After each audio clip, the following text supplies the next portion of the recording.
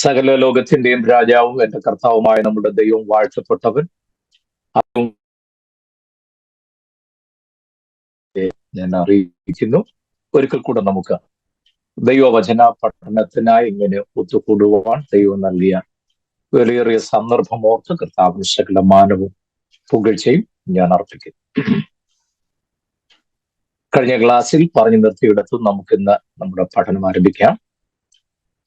വളരെ പ്രധാനപ്പെട്ട ഒന്നുണ്ട് ചോദ്യങ്ങൾ പേഴ്സണലായി പലരും ചോദിച്ചിട്ടുണ്ട്. ഞാൻ ഇപ്പോൾ അതിന്റെ മറുപടിയിലേക്ക് നീങ്ങുന്നില്ല. ഒടുവിൽ കൈ കിട്ടുകയാണെങ്കിൽ ഞാൻ ആ ഭാഗം ഒന്ന് ടച്ച് ചെയ്യാം. ഇല്ല എന്നുണ്ടെങ്കിലും വിഷമിക്കേണ്ടതായിട്ടില്ല. നമ്മുടെ വിഷയം മുന്നോട്ട് പഠിച്ചു വരുമ്പോൾ നിങ്ങൾ ചോദിച്ച ചോദ്യത്തിന് ഉറപ്പായും അതിനകത്ത് ഉത്തരമുണ്ടാകും എന്നുള്ള കാര്യത്തിൽ യാതൊരു സംശയവുമില്ല. ഓക്കെ, കഴിഞ്ഞ ക്ലാസ്സിൽ ഞാൻ പറഞ്ഞ് അവസാനിപ്പിച്ചത് നമ്മുടെ വാഴ്ത്തപ്പെട്ട കർത്താവ് 18 വർഷം 19ാമത്തെ വയസ്സിൽ യോസഫ് മരിച്ചു. അതിനുശേഷം കുടുംബത്തിന്റെ പ്രാരാബ്ധങ്ങളെല്ലാം ഏറ്റെടുത്ത്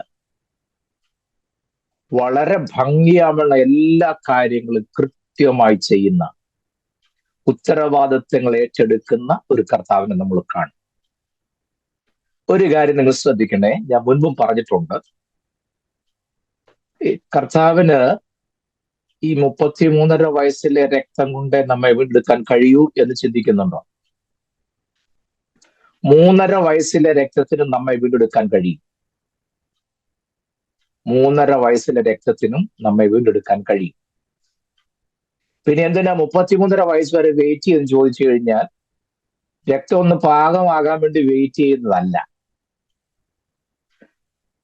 പറഞ്ഞ് കേൾപ്പിക്കുന്നതിനേക്കാൾ ജീവിതം കൊണ്ട് കാണിച്ചു കൊടുക്കുന്നതിലായിരുന്ന കർത്താവ് പലതിനും കൂടുതൽ ഊന്നൽ കൊടുത്തിരുന്നത്.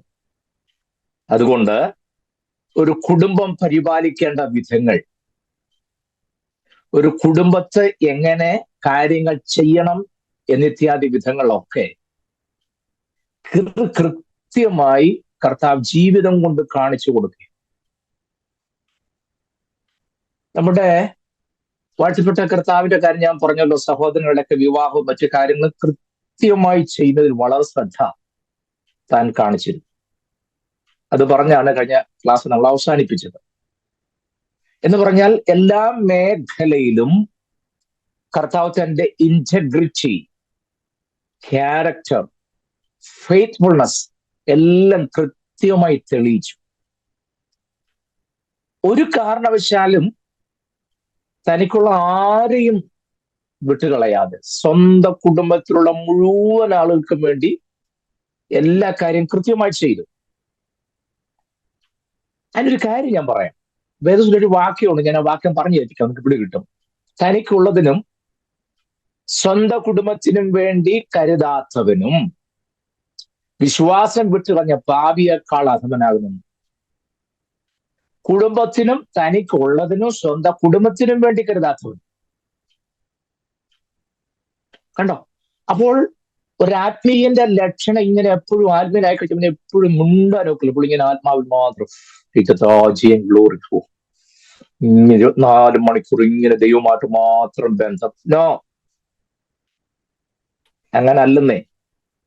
ഫിസിക്കൽ അധ്വാനത്തിന് വേദപുസ്തകം വളരെ പ്രാധാന്യം നൽകുന്നു. മറന്നുപോകുന്ന ആ കാര്യം. ഫിസിക്കൽ അധ്വാനത്തിന് കർത്താവ് വളരെ പ്രാധാന്യം കൽപ്പിക്കുന്നു. നമ്മുടെ ഈ ക്ലാസ്സിൽ ജോലിയിരിക്കുന്ന പ്രിയ ഡോക്ടർ തന്റെ ജോലിക്കിടയിലാണല്ലോ താൻ ഈ ക്ലാസ്സിലൊക്കെ പങ്കെടുക്കുന്നത്, അല്ലേ? ആത്മീയനായിരിക്കുമ്പോൾ തന്നെ തന്റെ ജോലി താൻ വളരെ ശ്രദ്ധയർപ്പിക്കുന്നു. That is excellent. ദൈവത്തിന്റെ വിളി കേട്ടെന്നും പറഞ്ഞുകൊണ്ട് സ്റ്റെതസ്കോപ്പ് എടുത്തെറിഞ്ഞ് പാരാസെറ്റമോൾ എടുത്തെറിഞ്ഞ് ചുടനെ പിറ്റേ ദിവസം മുതൽ ഇറങ്ങുകയല്ല. ദൈവവിളിയുണ്ട്, ദൈവാലയമുണ്ടെന്നൊക്കെ മനസ്സിലാക്കുമ്പോൾ തന്നെ തന്റെ അധ്വാനത്തിൽ താൻ വളരെ ശ്രദ്ധ. ദൈവം തനിക്ക് കൊടുത്ത skill, you have to utilise it. മനസ്സിലാകുന്നോ? ഞാൻ വേണമെങ്കിൽ വരാം. എന്ന് പറഞ്ഞാൽ അധ്വാനിച്ച് വേല ചെയ്ത് കുടുംബം പോറ്റി ഭാര്യയ്ക്കും മക്കൾക്കും അപ്പനും അമ്മയ്ക്കും ചെലവിന് കൊടുത്ത് വേണം ഇന്റഗ്രിറ്റി തെളിയിക്കാൻ. മനസ്സിലാകുന്നുണ്ടോ? നന്നായിട്ട് അധ്വാനിച്ച് അപ്പനും അമ്മയ്ക്കും വല്യപ്പനും വല്യമ്മയ്ക്കും മക്കൾക്കും കൊച്ചുമക്കളുടെയൊക്കെ കാര്യങ്ങൾ നോക്കി ഇന്റഗ്രിറ്റി തെളിയിച്ചുകൊണ്ട് വേണം സുവിശേഷ വേല. ചിലർ സുവിശേഷ വേല കയറി കഴിഞ്ഞാൽ എന്നെ ചിലരൊക്കെ പല കാര്യത്തിലും കുറ്റപ്പെടുത്താറുണ്ട്. മീറ്റിംഗ് കിട്ടിയാലും പോകത്തില്ല, അങ്ങനെ ഇങ്ങനെയാന്നൊക്കെ. ഓക്കെ, ഉള്ള കാര്യമാണ് പറഞ്ഞത്. കാരണം എന്നോട് വളരെ അടുത്ത് ഇടപഴകുന്ന ഒരു ദിവസം ഞാൻ പലപ്പോഴും പറഞ്ഞു യു ആർ റോങ്. പക്ഷെ അദ്ദേഹം സമ്മതിക്കത്തില്ല. അദ്ദേഹം ചെങ്ങന്നൂരിന്ന് ഒരു മീറ്റിംഗ് കൊണ്ടുവന്നിരിക്കട്ടെ. ചെങ്ങന്നൂർ മീറ്റിംഗ് ഇന്ന് വെള്ളിയാഴ്ച ചെങ്ങന്നൂർ മീറ്റിംഗ്, ശനിയാഴ്ച കൊട്ടാരക്കര മീറ്റിംഗ്, ഞായർ തിങ്കൾ ചൊവ്വ ട്രിവാൻഡ്രത്ത് മീറ്റിംഗ്, ബുധനാഴ്ച ട്രിവാൻഡ്രത്ത് ട്രെയിൻ കയറിയാൽ തിരുവല്ലായി വന്നിറങ്ങിയ തിരുവല്ലായി മീറ്റിംഗ്, തിരുവല്ലായിൽ മീറ്റിംഗ് കഴിഞ്ഞാൽ വൈകുന്നേരം ട്രെയിൻ കയറിയാൽ എറണാകുളത്ത് മീറ്റിംഗ്, അത് കഴിഞ്ഞാൽ കോഴിക്കോട് മീറ്റിംഗ്, കണ്ണൂർ ഇരിട്ടി മീറ്റിംഗ്, ചെങ്ങന്നൂരിന് തുടങ്ങി പുള്ളി കൊട്ടാരക്കര തിരുവനന്തപുരത്തെത്തി, അവിടുന്ന് വീണ്ടും ട്രെയിൻ കയറി തിരുവല്ലായി വന്നു, അടുത്ത ട്രെയിൻ കയറി പുള്ളി എറണാകുളത്തെത്തി, അവിടുന്ന് കയറി പുള്ളി കോഴിക്കോട് ചെന്നു, പിന്നെ കണ്ണൂർ ഇരിട്ടി ചെന്നു. ഇതെല്ലാം കഴിഞ്ഞ് പുള്ളി ഒരു മീറ്റിംഗിന് ഇറങ്ങിക്കഴിഞ്ഞാൽ 2 ആഴ്ച കഴിഞ്ഞാൽ തിരിച്ച് വീട്ടിൽ വരുന്നത്. ആ ശുശ്രൂഷയുടെ തിരക്കൊണ്ടല്ല ഞാൻ ആക്ഷേപിച്ചൊന്നും പറയുന്നൊന്നുമില്ല. But that is not at all biblical. മനസ്സിലാകുന്നുണ്ടോ? ഞാനോട് ചോദ്യം ചോദിച്ചാൽ നിങ്ങൾ എന്നെ കല്ലെറിഞ്ഞ് കൊഞ്ചൊന്നും ചെയ്യരുത്. കുടുംബമാണോ വലുത്, ശുശ്രൂഷയാണോ വലുത്? ശുശ്രൂഷയോടൊപ്പം തന്നെ കുടുംബവും വലുതാണ്. Yes, of course. Someone said an opinion, but I don't know who is that. Both. Very good. But God is giving little more importance to family, not to the ministry. മനസ്സിലാകുന്നുണ്ടോ? ബോസ് നിങ്ങൾ പറഞ്ഞ 2 അഭിപ്രായം 100% correct ആണ്. അപ്പോൾ തന്നെ അല്പം കൂടെ wait കൂടി നിൽക്കുന്നത് കുടുംബത്തിനാണ്. വായ്? ദൈവത്തിന്റെ പദ്ധതിയിൽ ദൈവം ആദ്യം സ്ഥാപിച്ചത് സഭയല്ല, കുടുംബമാണ്. ആരും ക്ലാസ്സിൽ നിന്ന് ഇറങ്ങി പോകരുതേ. ഷാജി പാസ്റ്റർ പറഞ്ഞു ഇത് എങ്ങോട്ടായി കൊണ്ടുപോകുമെന്ന്. ഞങ്ങളെല്ലാം ശുശ്രൂഷയ്ക്കിപ്പം ഈ വാക്യമുണ്ടല്ലോ, എന്റെ നിമിത്തം അപ്പനെ അമ്മയെ ഉപേക്ഷിക്കാത്തവനും, അത് കോണ്ടക്സ്റ്റ് എന്താണെന്നോ ഏതർത്ഥത്തിലാണെന്നോ ഒന്നും അറിയാതെ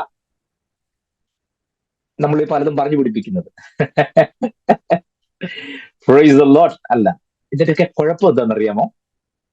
ഞാൻ സാധാരണ വിവാഹ ശുശ്രൂഷയിൽ, ഞാൻ നടത്തുന്ന വിവാഹ ശുശ്രൂഷയിൽ എന്റെ മെസ്സേജ് ഞാൻ ഇന്ന് നിങ്ങൾക്ക് കൊണ്ട് കൊണ്ടൊന്ന് പറയാം. കാരണം ഫാമിലിയുടെ ഇമ്പോർട്ടൻസ് കൊണ്ട് അറിഞ്ഞിരിക്കുന്നല്ലോ, അതിനു വേണ്ടിയിട്ടാണ്. തുറന്നുകല്ല. ഈ നമുക്കൊരു വലിയ ഗുണമുള്ളതെന്ന് ചോദിച്ചു കഴിഞ്ഞാൽ, നിങ്ങൾ പറ, നിങ്ങളുടെ ചർച്ചിൽ എപ്പോഴെങ്കിലും ഒരു കുടുംബത്തെ കുറിച്ച് ഒരു പ്രസംഗം നിങ്ങൾ കേട്ടിട്ടുണ്ടോ? വാട്ട് ഈസ് ഫാമിലി ഇന്ന് വരെ കേട്ടിട്ടുണ്ടോ? ഇല്ല. കാരണം നമുക്ക് ഇഷ്ടം പോലെ അഴിക്കാൻ കിടപ്പുണ്ടല്ലോ. ഇത് അഴിച്ചു തീർത്തിട്ട് വേണ്ടേ കുടുംബത്തെ കുറിച്ച് പറയാൻ. സഭയ്ക്കെതിരെയുള്ള പോരാട്ടം, വ്യക്തികൾക്കെതിരെയുള്ള പോരാട്ടം, കുടുംബങ്ങൾക്കെതിരെ വലിയ മുറുക്കിയിരിക്കുന്ന പോരാട്ടം, ഇതെല്ലാം അഴിക്കാനുണ്ടല്ലോ. ഇതെല്ലാം അഴിച്ചിട്ട് വേണ്ട പിന്നെ കുടുംബം എന്താന്ന് പറയാൻ.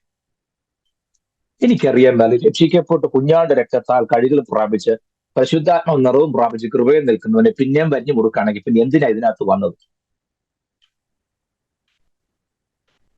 എനിക്കറിയാൻ മേലത്തോണ്ട് ചോദിച്ചേ, എന്താ നമ്മുടെ ഈ വിസ്ഡം വർക്ക് ചെയ്യാത്തത്? പാടും ഞാൻ അവൻ കരങ്ങളില, പാട്ടേ ഉള്ളു, ആ ബോധമൊന്നും നമുക്കില്ല. ഞാൻ അവൻ ആ പാട്ട് പാടി തീർന്നു കഴിഞ്ഞ ഒരു പ്രവാചകൻ വന്ന് പറയും, നാളുകളായി മകനെ നിന്നെ മുന്നോട്ട് വിടാതെ നിന്റെ സാമ്പത്തിക നന്മയെ എന്താ പറയാ തകർച്ചുകൊണ്ട് നിന്നെ മുന്നോട്ട് വിടുകയിൽ വാത് കിട്ടുന്ന ദുഷ്ടശക്തി നാളുകളായി പോരാടി. മുമ്പ് പാടി തന്നെന്നറിയാം, ഞാൻ അവൻ കരങ്ങളില. നമ്മളെപ്പോലെ ഈ തരികിട കളിക്കുന്ന ഒരു വർഗം ഭൂമിയിലില്ല. പാടിയപ്പോഴൊന്ന്, അത് കഴിഞ്ഞപ്പം വേറൊന്ന്. സ്വോത്രം. നിങ്ങൾ പണങ്ങരുതേ. ഞാൻ എന്തിനാ പറയുന്നറിയാമോ?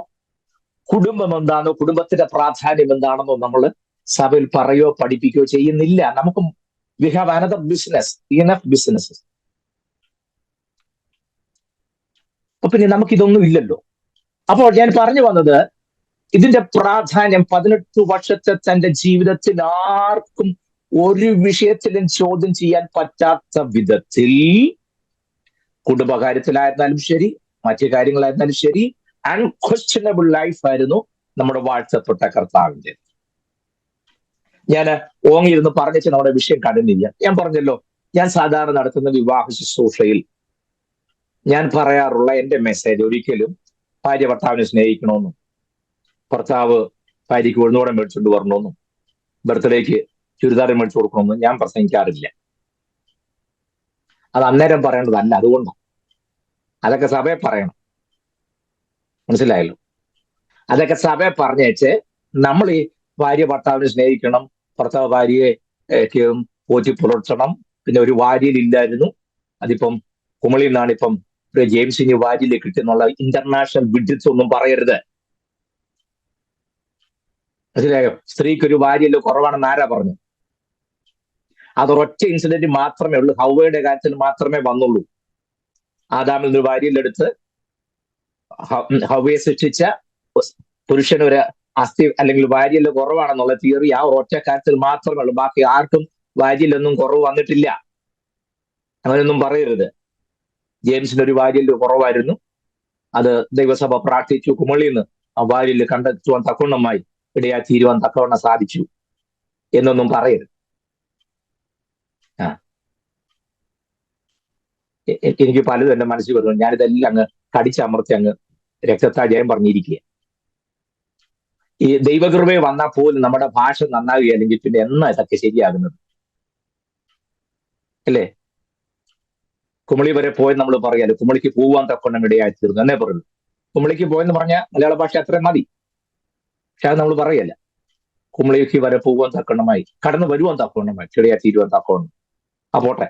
ഞാൻ പറഞ്ഞത് എന്താ പറയാ, പറഞ്ഞു കൊടുക്കേണ്ട പലതും നമ്മളത് ചെയ്യാതെ ഈ രക്ഷിക്കപ്പെട്ടവരും രക്ഷിക്കപ്പെടാത്തവരും എല്ലാവരും വന്നിരിക്കുമ്പോഴാണ് പാസ്റ്റർമാരെല്ലാം പിന്നെ ഭാര്യ ഭർത്താവിനെ കീഴ്പ്പെടണം, അനുസരിക്കണം, കീഴ്പ്പെടുത്താൻ അനുവാദമില്ല, കീഴ്പ്പെടാനേ അനുവാദമുള്ളൂ എന്നൊക്കെ പറഞ്ഞു. അതെല്ലാം സഭയെ പറഞ്ഞ നീ കുഴപ്പം വല്ലതും ഉണ്ടായിരുന്നു? ഞാൻ മുമ്പ് പറഞ്ഞു, അതിനൊക്കെ നമുക്ക് ചർച്ച വേറെ ഐറ്റംസ് ഉണ്ടല്ലോ പിന്നെ എന്നാ ഇതൊക്കെ പറയുന്നത്. ഞാൻ സാധാരണ ചെയ്യുന്നത് തിമോഥെയോസ് 2-ാം ലേഖനം 5-ാം അധ്യായത്തിൽ 4-ാമത്തെ വാക്യമാണ്.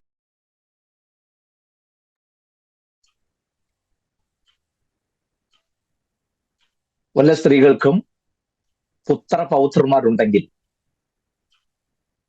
അവർ മാതാപിതാക്കൾക്ക് പ്രത്യുപകാരം ചെയ്യണം, അത് ദൈവസന്നിധിയിൽ പ്രസാദകരമാകും. അങ്ങനെ വാക്യം ഞാൻ പറഞ്ഞോളാം. മക്കൾ മാതാപിതാക്കൾക്ക് പ്രത്യുപകാരം ചെയ്യണം, അതാണ് ദൈവസന്നിധിയിൽ പ്രസാദകരം. ദൈവപ്രസാദമുള്ള പ്രധാനപ്പെട്ട 2-3 കാര്യമുണ്ട് നമ്മൾ ഇന്ന് വരെ കാണാത്തത്. അതിലൊന്നാണ്, നിങ്ങൾ ആരും എടുത്തു, അത് ആരും വീഡിയോ ഓൺ ചെയ്യാത്തതുകൊണ്ട് എനിക്കൊന്നും അറിയാൻ ഒക്കത്തില്ല. തിമോഥെയോസ് ഞാൻ തുറന്നപ്പോൾ എനിക്ക് കിട്ടി. തിമോഥെയോസ് 1-ാം ലേഖനം 5-ാം അധ്യായത്തിന്റെ 4-ാമത് വാക്യം. വല്ല വിധവിക്കും പുത്രപൗത്രന്മാർ ഉണ്ടെങ്കിൽ അവർ മുമ്പേ സ്വന്തം കുടുംബത്തിൽ ഭക്തി കാണിച്ച്, ഞാൻ ഒന്നുകൂടെ ആ വാചകം നിർത്തി വായിക്കാവേ. വല്ല വിധവിക്കും പുത്രപൗത്രന്മാർ ഉണ്ടെങ്കിൽ അവർ മുമ്പേ സ്വന്തം കുടുംബത്തിൽ ഭക്തി കാണിച്ച്, അടുത്തത് അമ്മയപ്പന്മാർക്ക് പ്രത്യുപകാരം ചെയ്യുവാൻ പഠിക്കട്ടെ, ഇത് ദൈവസന്നിധിയിൽ പ്രസാദകരമാണ്. കണ്ടോ? ദൈവസന്നിധിയിൽ പ്രസാദകരമായ ഏറ്റവും പ്രധാനപ്പെട്ട ഒരു സംഗതി പറയാണ്, മക്കൾ അമ്മയപ്പന്മാർക്ക് പ്രത്യുപകാരം ചെയ്യാൻ പഠിക്കണം. മാത്രമല്ല, ഭക്തി ഉണ്ടെന്ന് പറഞ്ഞാൽ പോരാ, അത് കുടുംബത്തിൽ തെളിയിക്കണം. സ്വോത്രം. ചിലർക്ക് വീട്ടിൽ ഒരു ഭക്തിയില്ല, ചെല്ലിനോട് ഭയങ്കര പ്രകടനം. മനസ്സിലായോ? പണ്ട് ഒരു ഉപവാസ പ്രാർത്ഥനയ്ക്ക് ഗസ്റ്റായിട്ട് വന്ന പാസ്റ്റും ഭാര്യയും മക്കളും ഉണ്ട്. അവരെ ക്ഷണിച്ചു വരുത്തിയതാ. പ്രസംഗം തുടങ്ങി കുറച്ച് കഴിഞ്ഞപ്പോഴത്തേക്ക് ഇനി അതിഥിയായി വന്ന പാസ്റ്റർ ഭാര്യ വെളിയോട്ട് ഇറങ്ങി പോകണമെന്ന് മോനെയും വിളിച്ചുകൊണ്ട് പോയി ഒരു പായും ഒരു തലവണ എല്ലാം മേടിച്ചുകൊണ്ട് പോകുന്നു. യോഗം കഴിഞ്ഞപ്പോൾ ചോദിച്ചത് എന്തിനാന്ന് ചോദിച്ചു. പായും തലവണ കൊടുത്തേക്കാം, പപ്പ ഇവിടെ തന്നെ കിടന്നോട്ടെ, ഇങ്ങനെയാണ് കുഴപ്പമില്ലെന്നു.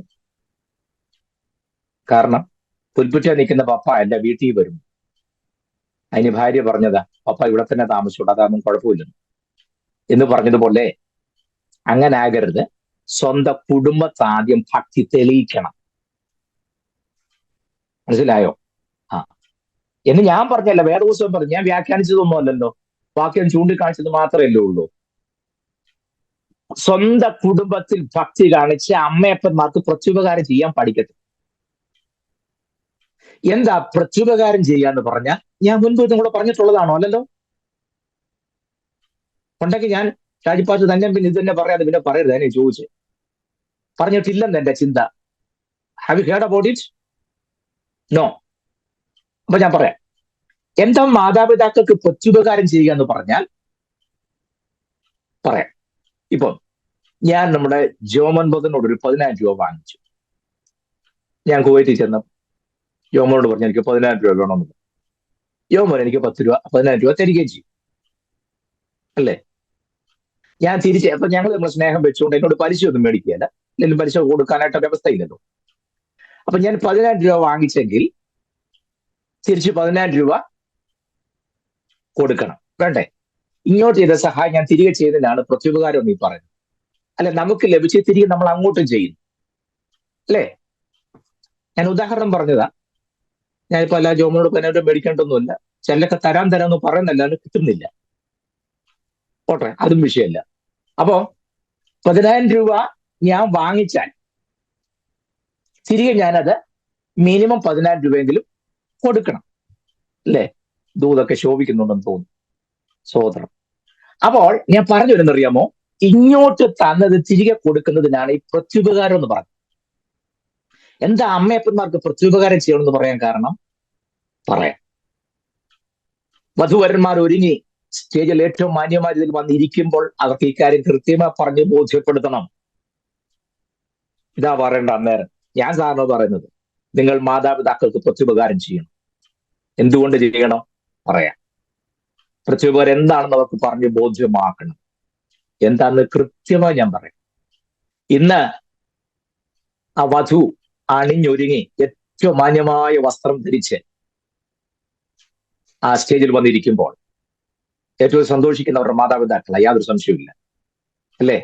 മണവാട്ടിയുടെ മുഖത്തേക്കൊന്ന് നോക്കിയേ, കവളൊക്കെ തുടുത്ത് ചിരിച്ച് ഏറ്റവും നല്ല വേഷമൊക്കെ ധരിച്ചല്ലേ മാന്യമായി ഏറ്റവും സുന്ദരിയായിട്ട് വന്നിരിക്കുക, യാതൊരു സംശയവുമില്ല. അന്നേരം ആ വധുവിന്റെ അമ്മയൊന്ന് നോക്കണം, കവളൊക്കെ അല്പം ഒട്ടി, അല്ലേ? എങ്കിലും പരമാവധി അണിഞ്ഞൊരുങ്ങി വൃത്തിക്ക് തന്നെയാണ് വന്നിരിക്കുന്നത്.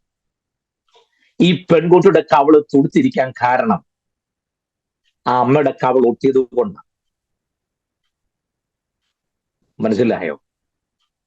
കയ്യും കോട്ടും ഒക്കെ ഇട്ട് മാന്യമായി ചെറുക്കനും വന്നിരിക്കുന്നു, നെഞ്ചിവിരിപ്പോടെ, അല്ലേ? ആ ചെറുക്കന്റെ ആരോഗ്യവും ചൊടിപ്പും മസിലും ഒക്കെ ആ അപ്പന്റെ ശരീരം ക്ഷയിച്ചത് കൊണ്ട് മറക്കരുത്. ഇനി പറയാം എന്താണ് പ്രത്യുപകാരം ചെയ്യേണ്ടത്. ഇതൊക്കെയാണ് നമ്മൾ പഠിക്കേണ്ടത്. കർത്താവ് വെള്ളത്തിന്മേൽ നടന്ന കാര്യം ഞാൻ പിന്നെ പറഞ്ഞോളാം. കാറ്റിനെയും കല്ല ശാന്തമാക്കിയ കാര്യം ഞാൻ പിന്നെ പറഞ്ഞോളാം. അത് എനിക്ക് സമയം കിട്ടുകയാണെങ്കിൽ അത് പറഞ്ഞില്ലെങ്കിൽ എനിക്ക് ഒരു വിഷമവുമില്ല. ഇതൊക്കെ പറയാൻ എനിക്ക് ഇഷ്ടവും, ഞാൻ സാധാരണ പറയാറുള്ളത്. അതുകൊണ്ടാണ് എന്നെ ആരും യോഗത്തിന് വിളിക്കാത്തത്. അങ്ങനെ കൂടെ ഉണ്ട്. അപ്പം വിളിച്ചാൽ ഞാൻ വീട്ടിൽ തന്നെ ഉണ്ടല്ലോ. സ്വോത്രം. ഞാൻ കാര്യം പറയാം. എന്താ അതിന്റെ വിഷയം എന്നറിയാമോ? ഒരു കുഞ്ഞ് ജനിച്ച് അതിനെ കയ്യിലോട്ട് വാങ്ങുന്ന നിമിഷം മുതൽ ആ അപ്പന്റെ അമ്മയുടെ സന്തോഷം ഭയങ്കര താച്ചു വെക്കാതെയാ കൊണ്ട് നടക്കുന്നല്ലേ. അതിനെ ഹോസ്പിറ്റലിൽ വെച്ച് കിട്ടിയ അവിടെ കൊണ്ട് അമ്മയിലേക്ക് കൊണ്ട് കിടത്തി അതിനെ അന്നേരം മുതൽ വല്യപ്പനും വല്യമ്മയും, അല്ലേ, ആ കുഞ്ഞിനെയും അപ്പനും അമ്മയും എല്ലാം കൂടെ ചേർന്ന് പൊതിഞ്ഞ് കെട്ടി ഒരു കൊതുകൊന്നും കുത്താതെ വളരെ ഭദ്രമായ രീതി, അല്ലേ, അതിന് പ്രത്യേകം തയ്യാറാക്കിയ കൊതുകുവലയുള്ള കോട്ടയൊക്കെ കൊണ്ടാണ് ഹോസ്പിറ്റലിൽ തന്നെ നമ്മൾ പ്രൊട്ടക്ട് ചെയ്ത് വീട്ടിൽ കൊണ്ടുവരുന്നത്. ശരിയല്ലേ? അതെ. അതിന് ഉറങ്ങുമ്പോഴും വിശക്കുമ്പോഴും ഒക്കെ കൃത്യമായി നോക്കി. ശരിയാണോ ഞാൻ പറഞ്ഞു? അങ്ങനെ ആ കുഞ്ഞിനെ വളർത്തുന്നു. ഇപ്പൊ സാരി കൊടുത്ത് സ്റ്റേജിൽ വന്നിരിക്കുകയാണെങ്കിൽ ആ കുഞ്ഞിന്റെ ചെറുപ്പത്തിലെ കാര്യം പറഞ്ഞു കൊടുക്കാൻ എപ്പോഴത് ബോധ്യമാകും. ഞാൻ ഒരു കാര്യം പറയാം. ഈ കുഞ്ഞ് ശകലം കൊണ്ട് വളർന്നു വരുന്ന സമയത്തെ അമ്മ ആ കുഞ്ഞിനെ കുളിപ്പിച്ച് പൗഡറൊക്കെ ഇട്ട് പാലൊക്കെ കൊടുത്ത് ഉറക്കി വെച്ച് അടുക്കളയിട്ടൊന്ന് പോയി പാല് കാച്ചാനോ അല്ലെങ്കിൽ കുറുക്കുണ്ടാക്കാനോ ഒക്കെ ഒന്ന് പോയി. അടുക്കള ചെയ്തുകൊണ്ടിരിക്കുമ്പോ കുഞ്ഞിന്റെ കരച്ചിൽ കേട്ടു. ഓടി വന്ന് നോക്കിയപ്പോ കുഞ്ഞ് മൂത്രം ഒഴിച്ച് ഉടുപ്പിച്ചിരുന്ന തുണിയൊക്കെ നനഞ്ഞു കിടക്കുക, അല്ലെ? കട്ടിലേക്ക് കിടത്തിയ കുഞ്ഞ്. പക്ഷേ ആ കുഞ്ഞ് മൂത്രം ഒഴിച്ചു, തുണിയെല്ലാം നനഞ്ഞ് ആ അസ്വസ്ഥതയാണ് കുഞ്ഞ് കരഞ്ഞത്. അടുക്കള ജോലി ചെയ്തുകൊണ്ടിരുന്ന അമ്മ എന്ത് ചെയ്തു? ആ പാത്രം അവിടെ വെച്ചിട്ട് ഓടി വന്നു. ഓടി നോക്കുമ്പോ കുഞ്ഞ് നനഞ്ഞ് കിടക്കുക, അല്ലേ? ഓടി വന്ന അമ്മ എടുക്കുന്ന ഒരു സീനുണ്ട്. അതോ അമ്മ അവിടെ വന്ന് ലേഡി ആ കൊച്ചിനെ നോക്കി വെച്ച് എന്നാ പണിയാ കാണിച്ചത്? 35,000 രൂപ വിലയുള്ള ബെഡാ. ആ ബെഡാണോ നീ നനച്ചത്? ഇവിടെ കിടന്നാണോ മൂത്രം ഒഴിക്കുന്നത് എന്നാ അപ്പനും അമ്മയും ചോദിക്കുവോ? ഇല്ല. ഓടി വന്ന ആ കുഞ്ഞിനെ പൊക്കി അപ്പടി മുത്തേ തങ്ക കുടവേ എന്നൊക്കെ പറഞ്ഞല്ലേ, തക്കുട് മൂത്രം ഒഴിച്ചോടാന്നൊക്കെ ചോദിച്ച് പൊക്കി എടുത്തിട്ട് ആ നനഞ്ഞ തുണി അഴിച്ചു മാറ്റി തുടച്ച് വൃത്തിയാക്കി വേറെ തുണിയൊക്കെ ഉടുപ്പിച്ച്, അല്ലേ, പൗഡറൊക്കെ ഇട്ട് വൃത്തിയാക്കി വീണ്ടും അതിനെ കട്ടിലേക്ക് കിടത്തും. അങ്ങനല്ലേ ആ കുഞ്ഞിനെ വളർത്തിയത്? അതെ, അതാണ് അമ്മ ആ കുഞ്ഞിന് ചെയ്തു കൊടുത്തത്. അതെ, തിരിച്ചു ചെയ്യണം. എപ്പോൾ? ഈ അമ്മയ്ക്ക് പ്രായം ചെന്ന് ആരോഗ്യം ക്ഷയിച്ച് തന്നെത്താൻ എഴുന്നേറ്റ് നടക്കാൻ പറ്റാതെ പ്രാഥമിക കൃത്യങ്ങൾ പോലും കട്ടിലേക്ക് കടന്ന് ചെയ്ത ഒരു കാലത്തിലേക്ക് മടങ്ങിപ്പോകും ഈ മാതാപിതാക്കൾ. മനസ്സിലാകുന്നുണ്ടോ? കട്ടിലെ കിടപ്പിൽ കിടന്ന് മൂത്രം ഒഴിക്കുന്ന ഒരു സാഹചര്യം വരുമ്പോൾ തള്ള ഇതെന്നാ പണിയാ കാണിച്ചു ചോദിച്ചു, നീ അലക്കിയല്ല ചെയ്യണ്ടേ. മനസ്സിലാകുന്നുണ്ടോ? മൂത്രമൊഴിക്കണ്ടെങ്കിൽ പറയാൻ മേലായിരുന്നു. അത് മുഴുവൻ നനച്ച് ആ മുറിക്കകത്ത് മുഴുവൻ നാറ്റം ഉണ്ടാക്കി വെച്ചാൽ ഞാൻ വേണം അധ്വാനിക്കാൻ. ഏത് ബന്ധനം അഴിക്കുന്ന ഏത് തലമൂത്ത പ്രവാചകം വന്നാലും ആ ബന്ധനം അഴിയാൻ പോകുന്നില്ല നിന്റെ ജീവിതത്തിൽ. ഒരിക്കൽ പോലും നിന്റെ ശബ്ദം ഉയരരുത്. മനസ്സിലാകുന്നുണ്ടോ? നമ്മൾ ചെറുപ്പത്തിൽ കട്ടിലേക്ക് കിടന്ന് എന്താണോ ചെയ്തത് അതേ സാഹചര്യത്തിലേക്ക് നമ്മുടെ മാതാപിതാക്കൾ ആരോഗ്യം ക്ഷയിക്കുമ്പോൾ പോകുന്നത്. ഒരു മടിയും കൂടാതെ കൊച്ചു കുഞ്ഞിനെ താലോലിക്കുന്നത് പോലെ വേണം ആ സമയത്ത് ആ തുണിയൊക്കെ മാറ്റി, ഡയപ്പറൊക്കെ ആണെങ്കിൽ അഴിച്ചു മാറ്റി ഒരു കൊച്ചു കുഞ്ഞിനെ ശുശ്രൂഷിക്കുന്നത് പോലെ കൃത്യമായി ചെയ്യാനുള്ള മനസ്സ് നിനക്കുണ്ടാകണം. മാതാപിതാക്കൾക്ക് ആരോഗ്യം ക്ഷയിക്കുമ്പോൾ ഞാനൊരു കാര്യം പറയാം, നോക്കാനുള്ള ചുമതല ഒരു കാരണവശാലും ഹോം നേഴ്സിനെ ഏൽപ്പിക്കരുത്. സ്തോത്രം. ഹോം നേഴ്സ് അല്ല അത് ചെയ്യണ്ട, നീ തന്നെ ചെയ്യണം. അത് എവിടെ ആയിരുന്നാലും ശരി, ഗൾഫിലായിരുന്നാലും ശരി, UK-യിലായിരുന്നാലും ശരി, അമേരിക്കയിലായിരുന്നാലും ശരി, കാലിഫോർണിയയിലായിരുന്നാലും ശരി, ഫിലാഡൽഫിയയിലായിരുന്നാലും ശരി, ടൊറോണ്ടോയിലായിരുന്നാലും ശരി. അമ്മയുടെ അപ്പന്റെ ആരോഗ്യം ക്ഷയിക്കുമ്പോൾ നീ ആ കട്ടിലടിക്കൽ കാണണം. അത് കഴിഞ്ഞിട്ടുള്ള നേട്ടം മതി.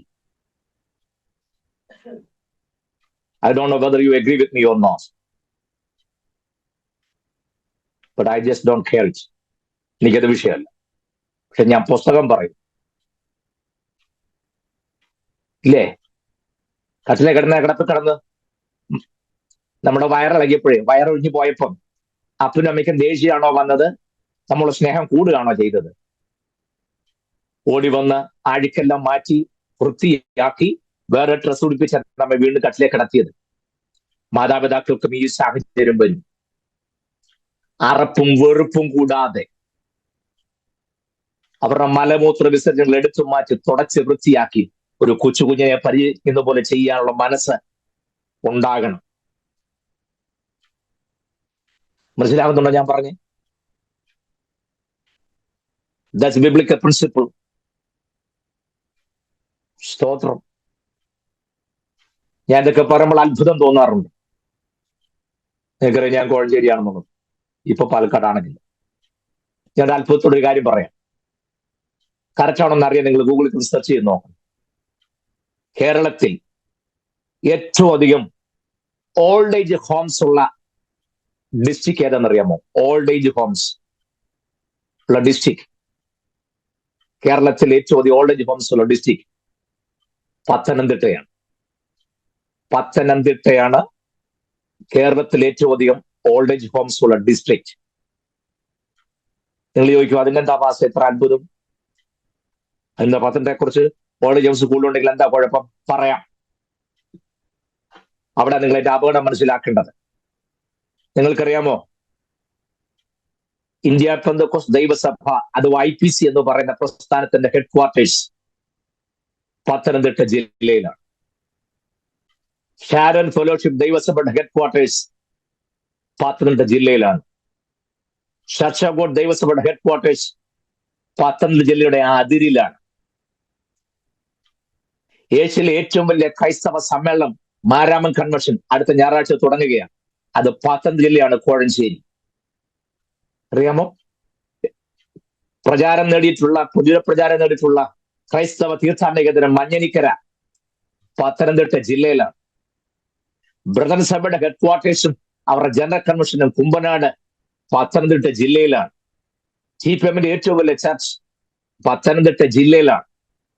അറിയാമോ? മർത്തോമാ സഭയുടെ ഹെഡ് ക്വാർട്ടേഴ്സ് പത്തനംതിട്ട ജില്ലയിലാണ്, തിരുവല്ല. ലോകത്തിലെ ഒട്ടുമിക്ക ക്രൈസ്തവ വിഭാഗങ്ങളുടെ ഹെഡ് ക്വാർട്ടേഴ്സ് നിലകൊള്ളുന്ന പത്തനംതിട്ട ജില്ലയിലാണ് ഏറ്റവും അധികം ഓൾഡ് ഏജ് ഹോംസ് ഉള്ളത്. അടുത്തത്, എപ്പോഴെങ്കിലും സമയം കിട്ടുകയാണെങ്കിൽ ഈ ഓൾഡ് ഏജ് ഹോംസ് ഒന്ന് വിസിറ്റ് ചെയ്യണം. ഒരൊറ്റ ഓൾഡ് ഏജ് ഹോമിലും ഒരൊറ്റ മുസ്ലിം വിഭാഗത്തിലെ ഒരൊറ്റ ഉമ്മായ ഉപ്പായ കാണാനില്ല. You know that? ഒരൊറ്റ ഓൾഡ് ഏജ് ഹോംസിൽ പോലും ഒരു മുസ്ലിം വിഭാഗത്തിൽ ഒരെണ്ണമില്ല. ഹിന്ദുക്കൾ വളരെ കുറവ്. ഏറ്റവും കൂടുതലുള്ള ആരെന്നറിയാമോ? ക്രിസ്ത്യൻസ്. ക്രിസ്തീയ മാതാപിതാക്കളാണ് ഈ ഓൾഡ് ഏജ് ഹോംസിലെല്ലാം ഉള്ളത്. കട്ടൻ കാപ്പിയും കുടിച്ച് പട്ടിണി കിടന്നും അധ്വാനിച്ചും മക്കളെ പഠിപ്പിച്ചും പ്രാപ്തരാക്കി ജോലി മേടിച്ചും മക്കളുടെ സ്ഥിതി മാറിയപ്പോൾ മാതാപിതാക്കൾ ഒരു ബാധ്യതയായി തീർന്നല്ലേ? സ്തോത്രം. നിങ്ങൾക്ക് വിശുദ്ധ വേദപുസ്തകത്തിലെ 1-ാമത്തെ കൽപ്പന നോക്കണേ. നിനക്ക് ദീർഘായുസ്സ് ഉണ്ടാകാനും നീ ഭൂമിയിൽ നിനക്ക് നന്മ ഉണ്ടാകാനും എന്റെ അപ്പനെയും അമ്മയും ബഹുമാനിക്കണം. ഞാൻ എവിടുന്നാ വരുന്നറിയാമോ? ശുശ്രൂഷയാണോ കുടുംബമാണോ വരുന്നുള്ള ഭാഗത്ത് വെച്ച് ഞാൻ എത്ര ഡൈവേർട്ട് ചെയ്ത് വന്നു. കാരണം കുടുംബത്തെ സ്ഥാപിച്ചത് ദൈവമാണ്. ദൈവം ഭൂമിയിൽ സ്ഥാപിച്ച 1-ാമത്തെ ഇൻസ്റ്റിറ്റ്യൂഷൻ കുടുംബം. അത് കഴിഞ്ഞാണ് മറ്റെന്തും. അതുകൊണ്ടാണ് സ്വർഗത്തിലെ സകല കുടുംബത്തിനും പേർ വരുവാൻ. കണ്ടോ? Family is so important. കുടുംബത്തിന് വേദപുസ്തകം വലിയ പ്രാധാന്യം കൊടുക്കും. ബോധ്യമാണെന്ന് ഞാൻ വിശ്വസിക്കുന്നു. അതുകൊണ്ട് മാതാപിതാക്കൾക്ക് പ്രത്യുപകാരം ചെയ്യണം. ഞാൻ ചോദിക്കട്ടെ, നമ്മൾ ജനിച്ചു വീണ് കിടന്നപ്പോഴേ ഓരോന്ന് നുണഞ്ഞ് കഴിക്കാൻ തുടങ്ങിയ സമയത്ത് നമ്മൾ ആദ്യമായി കഴിച്ചത് എന്താ? ഒരു ചിക്കന്റെ പീസ് എടുത്താൽ കഴിക്കുകയായിരുന്നു? അല്ല. അപ്പച്ചന്മാരോ അമ്മച്ചിമാരോ പ്രായമുള്ളവരാണെങ്കിൽ 2-3 പച്ച ചോറ് കയ്യിലെടുത്തൊന്ന് ഞെരടി നമ്മുടെ നാവെ വെച്ച് തന്നല്ലേ ആഹാരം കഴിക്കാൻ നമ്മളെ ശീലിപ്പിച്ചത്. യെസ്, മാതാപിതാക്കൾ നമുക്ക് ചെയ്തത് തിരികെ നമുക്ക് അവർക്ക് ചെയ്യണം. തന്നെ ഒരു പച്ച ചോറെടുത്ത് വായിൽ വെച്ച് കഴിക്കാൻ പറ്റാത്ത ആരോഗ്യസ്ഥിതിയിലേക്ക് പോകുമ്പോൾ ചോറ് കയ്യിലെടുത്ത് ഞെരടി നമ്മുടെ വായിൽ വെച്ച് ആഹാരം കഴിക്കാൻ ശീലിപ്പിച്ച അപ്പനും അമ്മയ്ക്കും തിരിച്ചതുപോലെ ആ ചോറ് അവർക്ക് ചവച്ചരയ്ക്കാൻ കഴിയാത്ത സ്ഥിതിയിലാണെങ്കിൽ, കുക്കറിൽ അടിക്കുന്നതാണെങ്കിൽ അങ്ങനെയല്ലേ, കയ്യിലൊന്ന് ഞെരടി കൊടുക്കണമല്ലോ, അങ്ങനെ അത് വാരിക്കൊടുത്ത് കഴിക്കുമ്പോൾ വായ്നൽപ്പം താഴെ പോയാൽ നീ ദേഷ്യപ്പെടാതെ സൗമ്യതയോടെ അത് ചെയ്തു കൊടുക്കണം. മനസ്സ് നിങ്ങൾക്ക് ഉണ്ടാകണം. അതാണ് ദൈവത്തിലെ പ്രസാദം.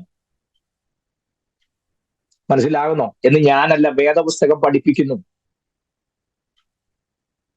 അതാണ് ദൈവത്തിന് പ്രസാദമുള്ളത്. അല്ലാതെ താഴ്ചയും ഗ്ലോറി വിക്ടറി പറഞ്ഞോട് 24 മണിക്കൂർ ഞാൻ നടക്കുന്നതല്ല ദൈവപ്രസാദം.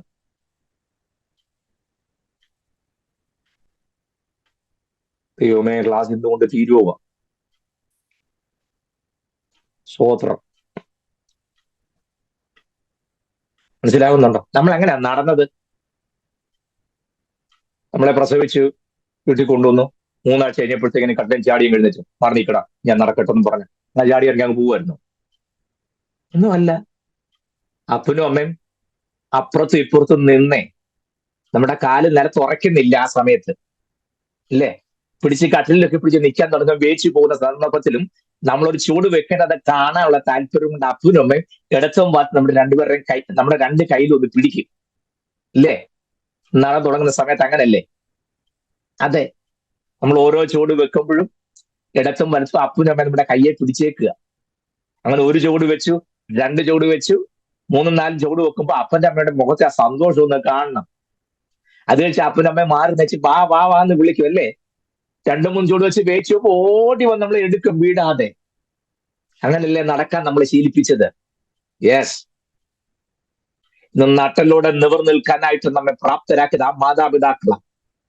അവരുടെ ആരോഗ്യം ക്ഷയിച്ച് മസിലെല്ലാം ചുക്കിച്ചുളുങ്ങി, മുഖമൊക്കെ വികൃതമായി, മുടിയുടെ സൗന്ദര്യം പോയി, മുഖത്തെ സൗന്ദര്യം പോയി, ആരോഗ്യം ക്ഷയിച്ച് തന്നെത്താൻ വെച്ച് ബാത്റൂമിൽ പോലും പോകാൻ പറ്റാതെ, നീ ഉറക്കത്തിൽ നമ്മളെ ശല്യപ്പെടുത്തേണ്ട എന്നുള്ള ചിന്താഗതിയുണ്ട്. ഒരുപക്ഷെ ആരെ ശല്യപ്പെടുത്താന്നൊക്കെ വിചാരിച്ച് വയ്യാത്ത ചിലപ്പോൾ തന്നെത്താൻ എഴുന്നേറ്റ് കട്ടിലൊക്കെ പിടിച്ച് ബാത്റൂമിൽ പോകാൻ ശ്രമിക്കും, വീഴുകയും ചെയ്യും. ആ ശബ്ദം കേട്ടായിരിക്കും നമ്മൾ എഴുന്നേക്കുന്നത്. അയ്യോ, അന്നേരം ഒരു വരവുണ്ട്, വെളിച്ചപ്പാട് തുള്ളും പോലെ. ഞാൻ പറഞ്ഞിട്ടുള്ളതല്ലേ, ബാത്റൂമിലപ്പോൾ ഞങ്ങൾ വിളിക്കണമെന്ന് പറഞ്ഞിട്ടില്ലേ? കൊണ്ട് വീണ് കാല് കൈ ഓടിച്ചാൽ ഞാൻ വേണ്ട ചുമക്കാൻ? അയ്യോ, ചെയ്യരുത് ചെയ്യരുത് ചെയ്യരുത്. ഞാൻ ഈ പറഞ്ഞൊക്കെ ബോധ്യമാകുന്നുണ്ടോ? മാതാപിതാക്കൾക്ക് പ്രത്യുപകാരം ചെയ്യണം, അത് പറഞ്ഞു കൊടുക്കണം. ഞാൻ നടത്തിയ പല വിവാഹ ശുശ്രൂഷ ഞാൻ കണ്ടിട്ടുണ്ട്. ഈ സന്ദേശം പറഞ്ഞു കഴിയുമ്പോൾ മാതാപിതാക്കളുടെ കണ്ണു നിറയുന്നതും വധുവരന്മാരുടെ കണ്ണു നിറഞ്ഞ് ഞാൻ കണ്ടിട്ടുണ്ട്. സ്തോത്രം. ഞാൻ ഇതിന് പറഞ്ഞെന്ന് ചോദിച്ചാൽ, ഞാൻ കർത്താവും കുടുംബത്തിന് വലിയ പ്രാധാന്യം കൊടുത്തു എന്നുള്ള കാര്യമൊന്നും ഓർപ്പിക്കാൻ വേണ്ടിയിട്ടാണ് ഇത്രയും വിശദമാക്കി ഞാൻ പറഞ്ഞത്. എനിക്കറിയാം നിങ്ങൾ കർത്താവ് ഇനി അടുത്ത റാബായി ആയതിനു ശേഷം രംഗത്ത് വരുന്നതും പിന്നെ ഈ വീര്യപ്രതിയുടെ ടെക്നിക്കൊക്കെ പിടികിട്ടിച്ച് വേണം നമുക്ക് അടുത്ത ഭാഗത്തേക്ക് നീങ്ങാൻ. അതിനുവേണ്ടിയിട്ടാണ് നിങ്ങൾ ദീർഘിപ്പിച്ചിരുന്നെന്ന് എനിക്കറിയാം. പക്ഷേ ഞാൻ പൗലോസ് പറഞ്ഞതുപോലെ പ്രയോജനമുള്ളതൊന്നും മറച്ചു വെക്കാതെ നിങ്ങൾക്ക് പറഞ്ഞു തന്നു എന്ന് എനിക്ക് ദൈവത്തിന്റെ പ്രാഗൽഭ്യം ഉണ്ടാകണം. അതിനാണ് ഈ കാര്യം പറഞ്ഞപ്പോൾ ഞാൻ അത്രയും പറഞ്ഞത്. ഞാൻ ആ ഭാഗം വിട്ട് അടുത്ത ഭാഗത്തേക്ക് വരികയാണ്. കർത്താവ് ഇപ്പോൾ നസ്രേത്തിൽ വന്ന് പാർക്കുക. അതെന്തിനെന്നറിയാമോ? നസറേൻ എന്ന പേര് താൻ കേൾക്കണം, അല്ലെങ്കിൽ ആ പേരിൽ അറിയപ്പെടണം. അത് ദൈവത്തിന്റെ പദ്ധതി ആയിരുന്നല്ലോ. അതുകൊണ്ട് താനിപ്പോൾ എവിടെ വന്നു? നസ്രേത്തിൽ ഒന്ന് പാർക്കുക. അങ്ങനെ അതുകൊണ്ടാണല്ലോ താൻ നസ്രായൻ എന്ന പേരിൽ അറിയപ്പെട്ടത്. ആ വാക്കിന്റെ അർത്ഥം എന്താണ്, ഏതെല്ലാം വിശാലമായ അർത്ഥത്തിൽ അത് ഉൾക്കൊള്ളുന്നു എന്നൊക്കെ ഞാൻ പറഞ്ഞത്, അതുകൊണ്ട് ആവർത്തിക്കുന്നില്ല. നസ്രത്തിൽ വന്ന് പാർത്തു എന്ന് മാത്രം പറഞ്ഞ ആ ഭാഗം വിട്ട് ഞാൻ അടുത്ത പോയിന്റിലേക്ക് വരുന്നു. ഇപ്പൊ നോക്കണേ, വയസ്സ് 30 ആകുന്നു. യോഹന്നാൻ സ്നാപകൻ യോർദാനിൽ സ്നാനം കഴിപ്പിച്ചുകൊണ്ടിരിക്കുക. കർത്താവ് സ്നാനത്തിന് വേണ്ടി വന്നു, സ്നാനത്തിന് വേണ്ടി വരിക. ഇവിടേക്ക് ഒരുപാട് ചോദ്യങ്ങൾ നിങ്ങൾക്ക് ഉണ്ടാകാൻ സാധ്യതയുള്ളതെന്ന് എനിക്കറിയാം. സ്നാനപ്പെട്ടാൽ സ്വർഗത്തിൽ പോവുള്ളൂ? അങ്ങനെയാണെ ക്രൂശി കിടന്ന കള്ളൻ എങ്ങനെയാണ് സ്വർഗത്തിൽ പോയത് എന്നിട്ട് അത് ചോദ്യങ്ങളൊക്കെ സ്വാഭാവികമായിട്ട് ഉണ്ടാകും. ഞാൻ അതൊക്കെ പിന്നെ പറഞ്ഞു വന്നുള്ളവേ, ഇപ്പൊ ഇതൊന്ന് പറഞ്ഞോട്ടെ. യോർദാനിൽ കർത്താവ് സ്നാനമേൽക്കാൻ വന്നു. യോഹന്നാൻ സ്നാനം കഴിപ്പിച്ചുകൊണ്ടിരിക്കുക. നമ്മുടെ വാഴ്ത്തപ്പെട്ട കർത്താവ് യോഹന്നാനും കസിൻസ് ആണെങ്കിലും ഇവർ തമ്മിൽ കണ്ട് ഇടപെടാനുള്ള അവസരം അവർക്ക് ഉണ്ടായിട്ടില്ല. രണ്ടുപേരും 2 ദിക്കിലാണ്. അതുകൊണ്ട് പരസ്പരം വേണ്ടപ്പെട്ടവരാണെങ്കിലും തമ്മിൽ കണ്ടിട്ടില്ല. യോഹന്നാൻ യോർദാൻ സ്നാനം കഴിപ്പിച്ചുകൊണ്ടിരിക്കുമ്പോൾ കർത്താവ് സ്നാനത്തിലൂടെ വന്നു. ഈ ഒരു കാര്യം ശ്രദ്ധിക്കണേ. ഇവരെ സംബന്ധിച്ചുള്ള സ്നാനം, ബാപ്റ്റിസം എന്ന് പറഞ്ഞാൽ it was so familiar to them. അവർക്കത് വളരെ ഫെമിലിയർ ആയുള്ള സംഭവം. കാരണം ഒരു പൊസിഷനിൽ നിന്നും അടുത്ത പൊസിഷനിലേക്ക് മാറുമ്പോൾ ചെയ്യുന്ന ഒരു കർമ്മമാണ് സ്നാനം അവരെ സംബന്ധിച്ചിടത്തോളം. മനസ്സിലാവുന്നുണ്ടോ? ഒരു പൊസിഷനിൽ നിന്നും മറ്റൊരു പൊസിഷനിലേക്ക് മാറുമ്പോൾ അവർ ചെയ്യുന്ന ഒരു കർമ്മമാണ് എന്ത്? സ്നാനം. ഒരു ലേവ്യ ബാലനെ ദൈവാലയത്തിലേക്ക് കൊണ്ടുവരുമ്പോൾ അവനെ സ്നാനപ്പെടുത്തിയിട്ടാണ് കൊണ്ടുവരുന്നത്. അങ്ങനെ കൊണ്ടുവരാൻ പറ്റുള്ളൂ. അതിനുശേഷം ഒരു അസിസ്റ്റന്റ് പ്രീസ്റ്റ് ആകുമ്പോൾ, പുരോഹിതനെ അസിസ്റ്റ് ചെയ്യുന്ന സ്ഥിതിക്ക് മാറുമ്പോൾ അന്നേരവും സ്നാനമുണ്ട്. സ്നാനം ചെയ്യാൻ പറ്റും. അപ്പൊ പിന്നെ പുള്ളി കൊച്ചു പുരോഹിതനായി കഴിഞ്ഞും സ്നാനപ്പെടണം. വലിയ പുരോഹിതനാകുമ്പോൾ, ഹൈ പ്രീസ്റ്റ് ആകുമ്പോഴും സ്നാനപ്പെടണം. സ്നാനം പറ്റത്തില്ല. മഹാപുരനാകുമ്പോൾ വീണ്ടും സ്നാനം ഏൽക്കുക. അതിലെ ഏറ്റവും വലിയ രസം എന്നറിയാമോ? മഹാപാപപരിഹാര ദിവസം മഹാപുരോഹിതൻ 5 പ്രാവശ്യം സ്നാനപ്പെടുന്നു. നിങ്ങൾ ആദ്യമായിട്ട് കേൾക്കുകയായിരിക്കും അല്ലേ? മഹാപാപപരിഹാര ദിവസം, ഡേ ഓഫ് അറ്റോൺമെന്റ്, അന്ന് 5 പ്രാവശ്യം മഹാപുരോഹിതൻ സ്നാനപ്പെടണം. അവർക്ക് അതുകൊണ്ട് ഇത് ഫെമിലിയർ. അതുകൊണ്ടാണ് എബ്രായ ലേഖനത്തെ സ്നാനങ്ങളെ കുറിച്ചുള്ള ഉപദേശം. കേട്ടോ, ഒരു യഹൂദനല്ലാത്ത ഒരാൾ ഈ മാർഗത്തിലേക്ക് വരുമ്പോൾ അദ്ദേഹത്തെ സ്നാനപ്പെടുത്തിയാണ് ഈ വിശ്വാസത്തിലേക്ക് കൈക്കൊള്ളുന്നത്. അങ്ങനെയൊക്കെ ഒരുപാട് സ്നാനങ്ങളുണ്ട്. അതിൽ ഏറ്റവും പ്രധാനപ്പെട്ട കാര്യമാണ് ഞാൻ ഈ പറഞ്ഞത്. അപ്പോൾ മഹാപാപവികാര ദിവസം മഹാപുരോഹിതൻ 5 പ്രാവശ്യം സ്നാനപ്പെടണം. അതെപ്പോഴൊക്കെയാണ് ഞാൻ പിന്നെ പറഞ്ഞോളാം. അപ്പൊ യഹൂദന്മാരെ സംബന്ധിച്ചുള്ള സ്നാനം എന്നുള്ളത് അവർക്ക് വളരെ ഫെമിലിയർ ആയിട്ടുള്ള ഒരു സംഭവം തന്നെ. പിടികിട്ട് ഞാൻ വിശ്വസിക്കുന്നു. കർത്താവ് സ്നാനമേൽക്കാൻ വന്നു. പക്ഷേ യോഹന്നാൻ പറഞ്ഞു വേണ്ട. ഇവർ തമ്മെ കണ്ടിട്ടില്ലെങ്കിലും കണ്ടപ്പോഴേ യോഹന്നാൻ ആളെ മനസ്സിലായി. എനിക്ക് യോഹന്നാന്റെ ആ ശൈലിയൊക്കെ ഭയങ്കര തീപ്പൊരി പ്രസംഗം. കാരണം നാളുകളായി 4 വർഷത്തെ റിവൈവലാണ് യോഹന്നാൻ ഉണ്ടാക്കിയത്. അവിടെ മറക്കരുതേ, 4 വർഷത്തെ റിവൈവൽ മീറ്റിംഗ് നടത്തുകയാണ് യോഹന്നാൻ. ജനത്തിനിടയിൽ വലിയൊരു ഗുണമുണ്ടായി. മശിഹയുടെ വരവിനെ കുറിച്ച് പറഞ്ഞ് താൻ ഒരു തീപ്പൊരി പ്രസംഗം നടത്തി പോവുകയാണ് യോഹന്നാൻ. ഞാൻ യോഹന്നാനെ കുറിച്ച് മുമ്പൊരിക്കൽ പറഞ്ഞതായതുകൊണ്ട് ഞാൻ ആവർത്തിക്കുന്നില്ല.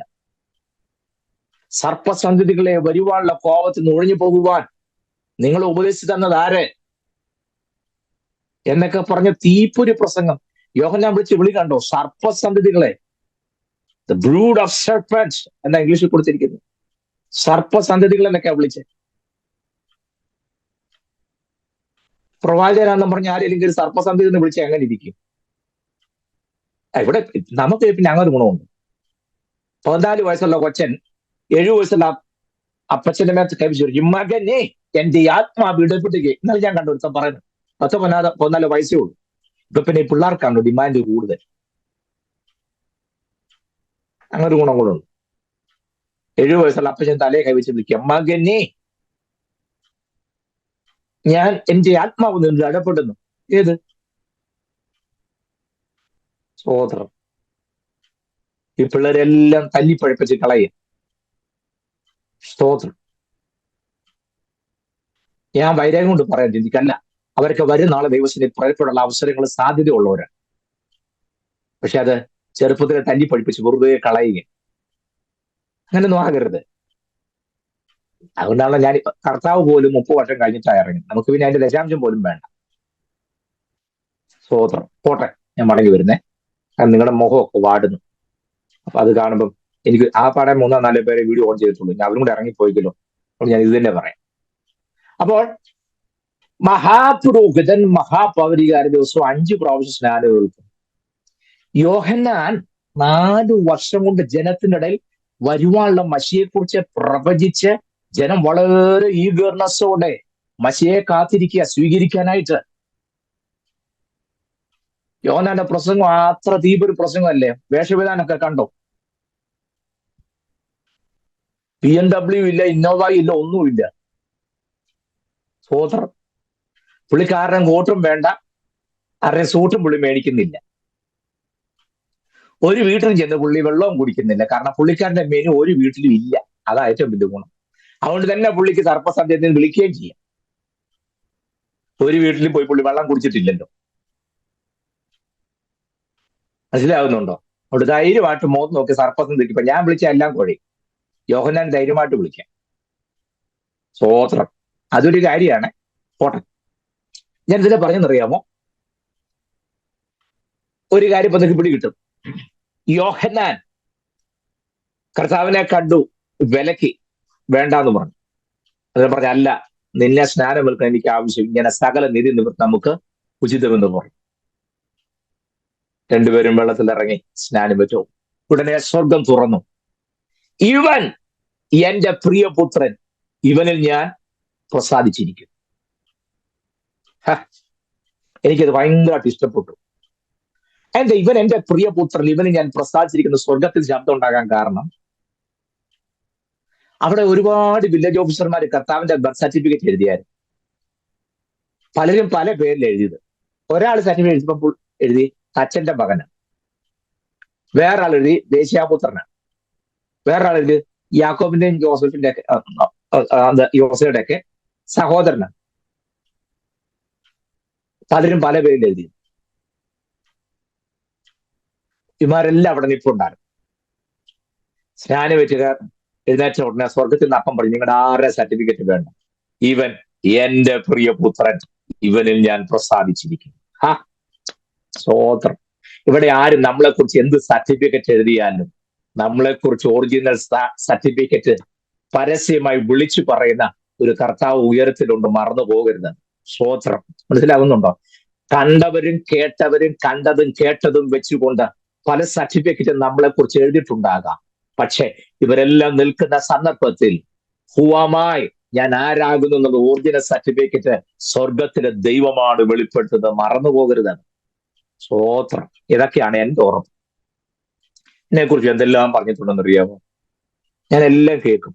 എനിക്ക് ആരോടും വൈരാഗ്യമൊന്നുമില്ല, ഒരു വിരോധമില്ല.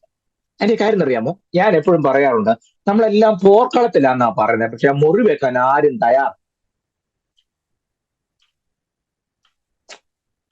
മനസ്സിലായില്ലല്ലേ? പടക്കളത്തിലാണെങ്കിൽ മുറി വെക്കുന്നേ, അതിനെന്തിനാണ് വിഷമിക്കുന്നത്? എടാ, പോർക്കളത്തിലാണെങ്കിൽ നമ്മൾ അതിന്റെ എല്ലാ കോൺസിക്വൻസ് വേക്കാൻ സന്മനസ്സായിട്ടല്ലേ ഇറങ്ങി നിൽക്കുന്നത്. അപ്പൊ ശാലം മുറിവ് ഉണ്ടാകുന്നു, ചോര പൊടിയും, വാള് വന്നിരിക്കും, കുന്തം വന്നിരിക്കും. ഡോണ്ട് വറി, നമ്മുടെ ഫീൽഡ് ഇതല്ലേ. അപ്പൊ ഇത് വരും. ഇത് വന്ന അവിടെ അതെല്ലാം പോരാട്ടാന്ന് പറഞ്ഞ് ശാസിക്കാൻ പോകും. നമ്മൾക്ക് ഒരു വാളും കുന്തം കാണണ്ട, വരച്ച് കാണിച്ചാൽ അന്നേരം നാപ്പം ഇരിക്കും. നമ്മൾ ആ കക്ഷിയിലുള്ള ആ പോർക്കളത്തെ നിൽക്കാൻ ഈ പറ ചുമ്മാതാണ്. ഇതൊക്കെ നമുക്ക് കേൾക്കുമ്പോഴറിയാം, എല്ലാം വെറും സ്റ്റൈല് കാണിച്ചാൽ ലുക്കിയാൽ. പോർക്കളത്തിലല്ല. പണ്ട് ഏറ്റുമാൻ്റെ ഒരു അച്ചാൻ പാടിയതുപോലെ പോർക്കളത്തിൽ നാം പൊരുതുക ധീരരായിരുന്നു. പോർക്കളം എന്ന് പാടില്ല, പോർക്കളത്തിൽ. അങ്ങനെ പോർക്കളത്തിലല്ല, പോർക്കളത്തിൽ. മനസ്സിലായോ? അപ്പൊ മുറിവൊക്കെ ഉണ്ടാകും. നമ്മളെ കുറിച്ച് ആരും എന്തും പറയട്ടെ, കണ്ടത് വെച്ചും കേട്ടത് വെച്ചും പലതും പറയും. പക്ഷേ നമ്മൾ ആരാണെന്ന് പബ്ലിക് മുമ്പാകെ തെളിയിക്കുന്ന ഒരു വാഴ്ത്തപ്പെട്ട കർത്താവ് നമുക്കുണ്ട്. ഉയരത്തിലെ അപ്പം പറഞ്ഞു, നിങ്ങൾ ആരും ഒരു സർട്ടിഫിക്കറ്റ് എഴുതണ്ട, ഇവൻ എന്റെ പ്രിയപുത്രൻ, ഇവന് ഞാൻ പ്രസാദിച്ചിരിക്കും. അത് പറയുമ്പോൾ ഒരു കാര്യം ഇവിടെ പറഞ്ഞിട്ട് ഞാൻ മുന്നോട്ട് പോകാം. നിങ്ങൾക്ക് ഇതിന്റെ വല്ലതും മനസ്സിലായോ? ഇപ്പൊ വയസ്സ് എത്രയുണ്ട് കർത്താവിന്? കമോൺ, എത്ര വയസ്സുണ്ട്? 30 വയസ്സായി. 30ാമത്തെ വയസ്സ് വരെ ആരെങ്കിലും കർത്താവിനെ കണ്ടിട്ടുണ്ടോ? ഇല്ലല്ലോ. തന്റെ ആശാരിപ്പണിയായിട്ട് ജീവിക്കില്ലായിരുന്നോ എന്ന് പറഞ്ഞാൽ that was his private life. അത് തന്റെ പ്രൈവറ്റ് ലൈഫ് അല്ലായിരുന്നോ? ആ പ്രൈവറ്റ് ലൈഫ് 30ാമത്തെ വയസ്സിൽ തീരുക, പബ്ലിക് മിനിസ്ട്രിക്ക് എഴുന്നേൽക്കുക. പ്രൈവറ്റ് ലൈഫ് 30ാമത്തെ വയസ്സിൽ സ്വർഗത്തിൽ അപ്പം വിളിച്ചു പറയാം, നിന്നിൽ ഞാൻ പ്രസാദിച്ചിരിക്കുന്നു എന്ന് പറഞ്ഞാൽ 30 വയസ്സ് വരെയുള്ള നിന്റെ പ്രൈവറ്റ് ലൈഫിൽ ഞാൻ പ്രസാദിച്ചിരിക്കുന്ന പറഞ്ഞതിന്റെ അർത്ഥം. പിടികിട്ടുന്നുണ്ടോ? 30 വയസ്സ് വരെയുള്ള രഹസ്യ ജീവിതത്തിൽ ഞാൻ പ്രസാദിച്ചിരിക്കുന്നു എന്നാണ് ആ പറഞ്ഞതിന്റെ അർത്ഥം. ഇവൻ എന്റെ പ്രിയപുത്രൻ, ഇവനെ ഞാൻ പ്രസാദിച്ചിരിക്കുന്നു. 30ാമത്തെ വയസ്സിൽ യോർദാനിലേക്ക് വന്നിരിക്കുന്ന മകനെ നോക്കിക്കൊണ്ട് അപ്പം പറയുകയാണ്, കൊള്ളാം മോനെ, ഈ നിന്റെ 30 വയസ്സ് നിന്റെ രഹസ്യ ജീവിതം, you had proved your integrity. സ്വയം വെൽ പ്ലേസ്ഡ് ഇൻ യു, ഞാൻ നിന്നിൽ പ്രസാദിച്ചിരിക്കുന്നു. 3.5 വർഷം പരസ്യ ശുശ്രൂഷ. ശരിയല്ലേ? ഞാൻ പറയാം, ഇതൊന്ന് കണക്ട് ചെയ്യാൻ വേണ്ടി മാത്രം. 3.5 വർഷം പരസ്യ ശുശ്രൂഷ ചെയ്യും. ആ പരസ്യ ശുശ്രൂഷ അവസാനിക്കുന്ന സന്ദർഭത്തിൽ വാഴ്ത്തപ്പെട്ട കർത്താവിന്റെ ക്രൂശീകരണം എങ്ങനെ വേണമെന്നുള്ളത് ലാസ്റ്റ് എക്സിക്യൂട്ടീവ് കമ്മിറ്റി കൂടി ഫൈനലൈസ് ചെയ്ത ടൈം അതെവിടെയാ? നമ്മൾ മരുവമല എന്ന് പറയല്ല. അങ്ങനെ ഒരു മലയില്ലെങ്കിലും അങ്ങനെ പറഞ്ഞാലേ നമുക്ക് അറിയത്തുള്ളൂ, അല്ലേ? അങ്ങനെ ഒരു മല പുസ്തകത്തില്ല, പക്ഷെ നമ്മൾ അങ്ങനെ അങ്ങനെ ഇല്ലാത്ത എന്തെല്ലാം കാര്യം നമ്മൾ പറയുന്നുണ്ട്. മുടിയംപുത്ത് എന്ന് പറഞ്ഞൊരു പുത്രം പുസ്തകത്തിലില്ല. മരുവമല എന്ന് പറഞ്ഞൊരു മല പുസ്തകത്തിലില്ല. കഠിനോപവാസം എന്ന് പറഞ്ഞൊരു ഉപവാസം പുസ്തകത്തിലില്ല. ഇതെല്ലാം നമ്മൾ ഉണ്ടാക്കിയത്. ശരിയല്ലേ? കഠിനോപവാസം എന്ന് പറഞ്ഞ സംഭവം ഉണ്ടോ? ഇല്ല. വെള്ളം പോലും കുടിക്കാൻ ഞാൻ കഠിനോപവാസം എന്ന് പറഞ്ഞു. ഇങ്ങോട്ട് നല്ല കാര്യം, ഞാനത് എതിരല്ല, പക്ഷെ അതൊന്നും പുസ്തകത്തിലില്ലെന്ന് ഞാൻ പറഞ്ഞു. അപ്പൊ അവിടെ വെച്ച് ലാസ്റ്റ് എക്സിക്യൂട്ടീവ് കമ്മിറ്റി കൂടുക. ശശി 3 പേര് ഉറങ്ങിപ്പോയി. ശബ്ദം കേട്ടാണ് പത്രോസ് ചാടി എഴുന്നേറ്റ്, അല്ലേ? ഇവൻ എന്റെ പ്രിയപുത്രൻ, ഇവനെ ഞാൻ പ്രസാദിച്ചിരിക്കുന്നു, ഇവന് ചെവി കൊടുപ്പി. കണ്ടോ? 3.5 വർഷം പബ്ലിക് മിനിസ്ട്രിയാൽ പരസ്യ ജീവിതം. അത് അവസാനിച്ചപ്പോഴും ഉയരത്തിലെ അപ്പം വിളിച്ചു പറഞ്ഞു, നിന്നിൽ ഞാൻ പ്രസാദിച്ചിരിക്കുന്നു. നിങ്ങൾക്ക് വല്ലതും പിടി കിട്ടിയോ? ഒരാത്മികന്റെ പരസ്യ ജീവിതവും രഹസ്യ ജീവിതവും ഒരുപോലെ ദൈവത്തിന് പ്രസാദമുള്ളതായിരിക്കണം. 2, വാഴ്ത്തപ്പെട്ട കർത്താവിന്റെ രഹസ്യ ജീവിതത്തിന്റെ ദശാംശം മാത്രമേ പരസ്യ ജീവിതം ഉണ്ടായിരുന്നു. നമ്മൾ ഈ പബ്ലിസിറ്റിക്ക് കൂടുതൽ ഇമ്പോർട്ടൻസ് കൊടുക്കും. ശരിയല്ലേ? ഒരു കൺവെൻഷൻ നോട്ടീസ് കാണണം, ഈ ആ പന്തലകത്തിരിക്കുന്ന ആൾക്കാരൊക്കെ കൂടുതൽ ഫോട്ടോ നോട്ടീസിനകത്തുള്ളൂ. നിങ്ങൾ കണ്ടിട്ടുണ്ടോ? ആ പന്തലകത്ത് ഇതിന്റെ പകുതി ആൾക്കാരുള്ളൂ, അതിനേക്കാൾ കൂടുതൽ ആൾക്കാരുടെ ഫോട്ടോ നോട്ടീസിനകത്ത്. മ്യൂസിക് ടീമിന്റെ മുഴുവൻ നോട്ടീസ്, പ്രസംഗർ നോട്ടീസ്, ഉദ്ഘാടകന്റെ നോട്ടീസ്. ഈ സുവിശേഷയൊക്കെ എങ്ങനെ ഉദ്ഘാടനം ചെയ്യുന്നത് എനിക്ക് മനസ്സിലാകുന്നില്ല.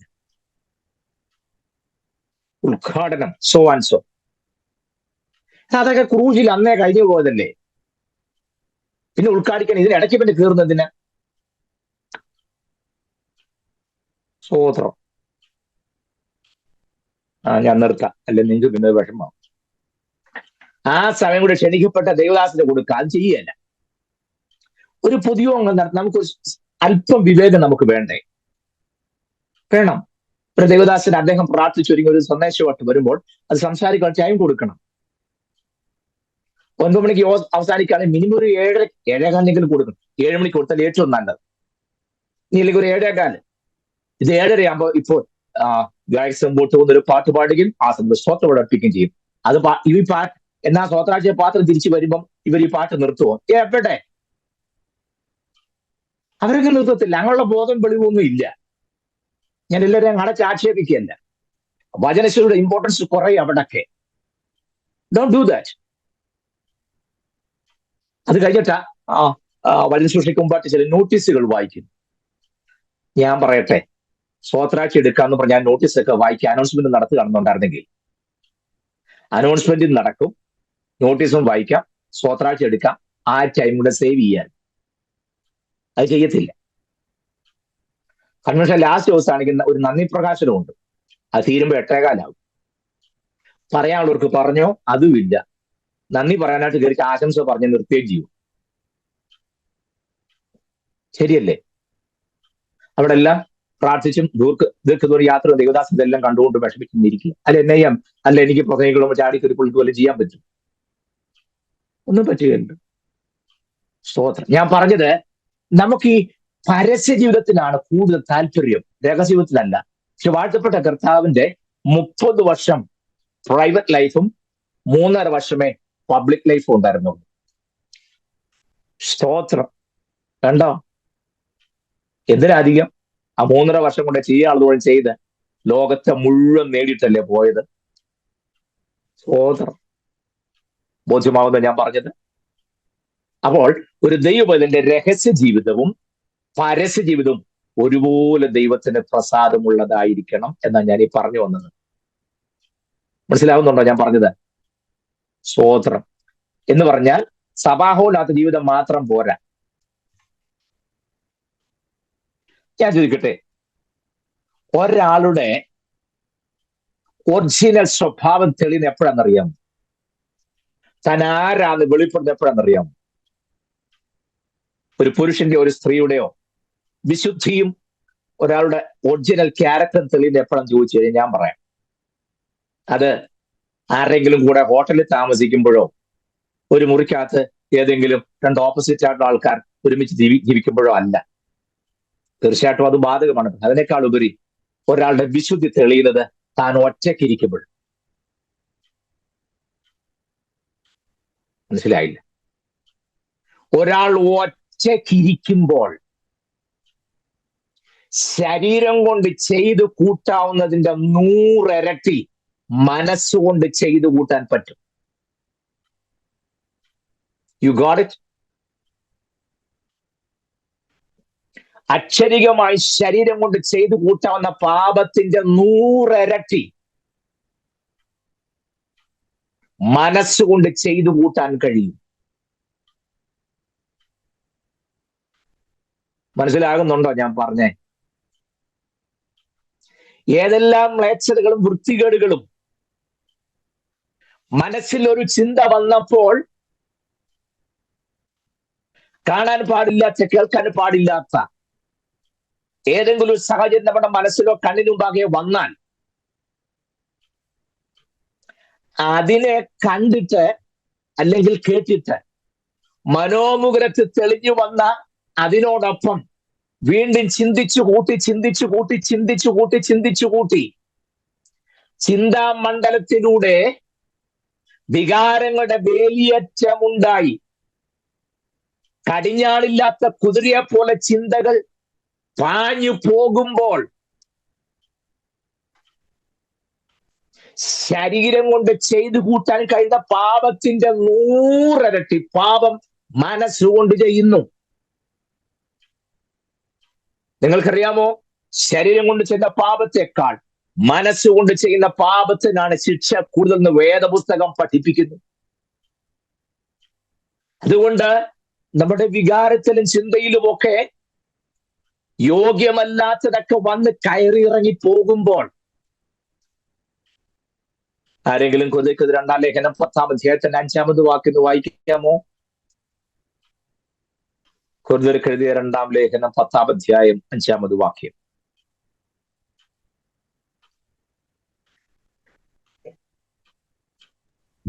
അവയാൽ ഞങ്ങൾ സങ്കല്പങ്ങളും ദൈവത്തിന്റെ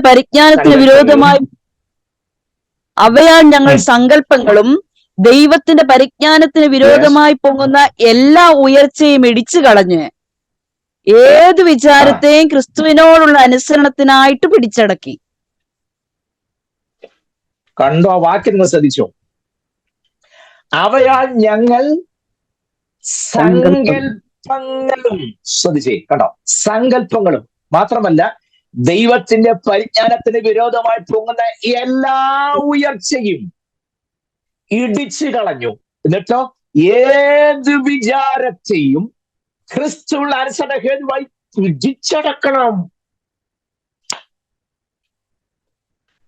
യേശു ക്രിസ്തുവിന്റെ പരിജ്ഞാനത്തിന് വിരുദ്ധമായി മനോമുഖത്തിലും ബുദ്ധിമണ്ഡലത്തിലും വിചാരത്തിന്റെ മേഖലയിലും തെളിഞ്ഞു പറഞ്ഞ് ഏത് വിചാരത്തെ പിടിച്ചടക്കണം. രക്തം ഗ്ലോറി പറയാൻ എളുപ്പം, അതല്ല ഞാൻ ഈ പറഞ്ഞ. സ്തോത്രം. മനസ്സിലാകുന്നുണ്ടോ? സമയം കഴിഞ്ഞെന്ന് എനിക്കറിയാം. ഞാൻ നിർത്താം. ഇനി ഞാൻ നമ്മുടെ വിഷയം അധികം മുന്നോട്ട് കൊണ്ടുപോയില്ല, എങ്കിലും കേട്ട് നിങ്ങൾക്ക് പ്രയോജനപ്പെടും തന്നെയാണ് എന്റെ വിശ്വാസം. ഞാൻ അല്പം കാട് കയറിപ്പോയതുപോലെ നിങ്ങൾക്ക് തോന്നുമെങ്കിലും എനിക്ക് ഉറപ്പുണ്ട് ഞാൻ വചനത്തിൽ നിന്നാണ് പറഞ്ഞത്, നിങ്ങൾക്ക് പ്രയോജനപ്പെടും. No doubt it. So you have to prove your integrity.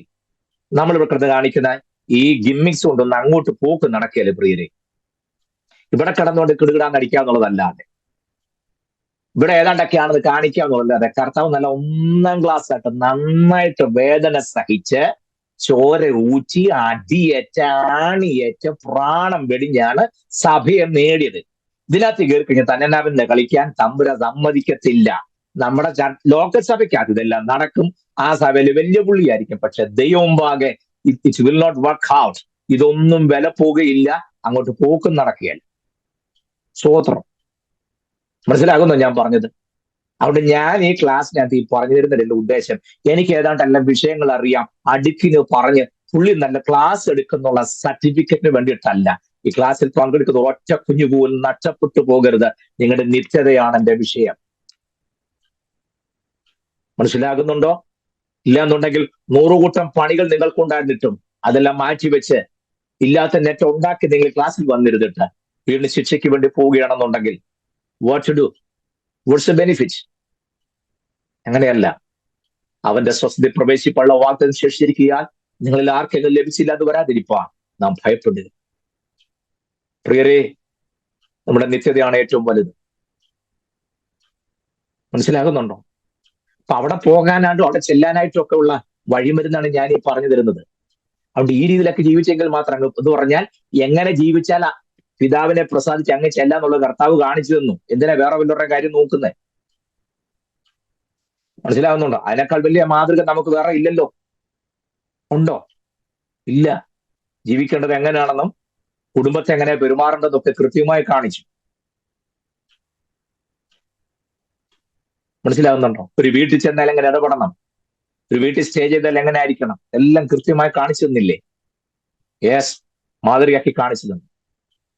അതുകൊണ്ട് നമ്മുടെ ജീവിതത്തിന്റെ സമസ്ത മേഖലയിലും ആ ഒരു നിയന്ത്രണം നമുക്കുണ്ടാകും. ഒരു കാര്യം പറഞ്ഞ് അവസാനിക്കാൻ നിങ്ങൾക്ക് സംശയം ഉണ്ടാകും. ശരീരം കൊണ്ട് ചെയ്യുന്ന പാപത്തെക്കാൾ മനസ്സുകൊണ്ട് ചെയ്യുന്ന പാപത്തിന് ശിക്ഷ കൂടുതൽ ഞാൻ പറഞ്ഞു. അപ്പൊ നിങ്ങൾ ചിന്തിക്കുക, അപ്പൊ ശരീരം കൊണ്ട് പാപം ചെയ്ത് ഒരു കുഴപ്പമില്ലല്ലേ, എന്നാ പിന്നെ നാളെ മുതൽ അയക്കാന്ന്. നോ, അതല്ല ഞാൻ ഉദ്ദേശിച്ചത്. ആരും ഇത് ചിന്തിക്കുകയും ചെയ്യരുത്. രണ്ടിന്റെ കോൺസിക്വൻസ് വലുതാ. പറയാം. ദാവീദ് സന്ധ്യയ്ക്ക് മട്ടിപ്പാൽ കൂടെ ഉലാവിക്കൊണ്ടിരിക്കുകയാണ്. അന്നേരമാണ് ബേത്ശേബ താഴെ കുളിക്കുന്ന സീൻ കണ്ടത്. പുള്ളി കാറ്റിലായിരുന്നപ്പോൾ പുള്ളിയുടെ തീരുമാനം, ഞാൻ കാലത്ത് ഉച്ചയ്ക്ക് സന്ധ്യയ്ക്കും സങ്കടം ബോധിപ്പിച്ച് കരയും പ്രാർത്ഥിക്കുന്നതായിരുന്നു. രാജാവായപ്പോ തീരുമാനമെല്ലാം വിട്ടു. സന്ധ്യയ്ക്ക് പ്രാർത്ഥിക്കേണ്ട കക്ഷി ഇപ്പൊ ഉലാവിക്കൊണ്ട് നടക്കുക. സ്തോത്രം. ദാവീദിന്റെ ഭാഗത്തുകൊണ്ട് തെറ്റ്. അതിനേക്കാൾ തെറ്റ് താഴെ നിന്ന് കുളിച്ച് അമുക്കുമുണ്ട്. അവളെ ബേത്ശേബ എന്നല്ല ബാത്ശേബ എന്നാ വിളിക്കുന്നത്. ശരിയല്ലേ?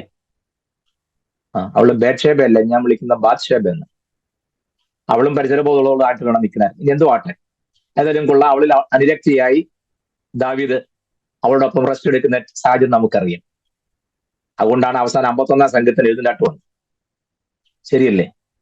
അക്ഷരികമായി പാപം ചെയ്തു, അതിന്റെ ശിക്ഷ ഭയങ്കരമായിരുന്നു കേട്ടോ. അത് ഞാൻ പിന്നെ പറയാം. നിങ്ങൾ ഉദ്ദേശിക്കുന്നത് പോലല്ല, അതിന്റെ കോൺസിക്വൻസ് ഭയങ്കരമായിരുന്നു. അത് ഞാൻ പിന്നെ പറയാം. പക്ഷെ എങ്കിലും ദാവീദിനെ കുറിച്ച് ദൈവം പറഞ്ഞു, അവൻ എന്റെ ഹൃദയപ്രകാരമുള്ളത്. ശരീരം കൊണ്ട് പാപം ചെയ്ത് ദാവീദിനെ ദൈവം കൈക്കൊണ്ടത് എന്റെ ഹൃദയപ്രകാരമുള്ളതെന്ന് പറഞ്ഞ് ഏറ്റു പറഞ്ഞപ്പോൾ ദൈവം അങ്ങനെ കൈക്കൊണ്ടു. എന്നെ വേറൊരാളെ കാണിക്കാൻ, ദൈവസിംഹാസനത്തിന്റെ മുമ്പിൽ നിന്ന് ചിറക് വിടത്ത് ദൈവത്തെ എപ്പോഴും പാടി സ്തുതിക്കുന്ന കെറൂബായിരുന്നു ലൂസിഫർ എന്നറിയപ്പെടുന്ന son of morning star. Lucifer അല്ലേ? ലൂസിഫർ ഒരിക്കൽ മനസ്സിൽ ചിന്തിച്ചു, ഞാൻ അത്യുന്നതിന്റെ മീതെ കയറും, ഞാൻ എന്റെ സിംഹാസനം അവിടെ വെക്കും, അവിടെ ഇരുന്ന് ഞാൻ വാണരുളും. അടുത്ത വാക്ക്, എന്നല്ലോ നീ ഹൃദയത്തിൽ നിരൂപിച്ചത്.